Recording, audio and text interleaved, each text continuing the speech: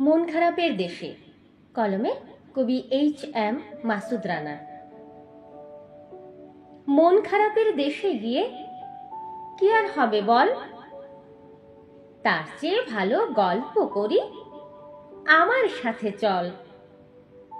পাশাপাশি চলি দুজন, হাতে রেখে হাত, মিষ্টি মিষ্টি গল্প বলে কাটিয়ে দেব রাত।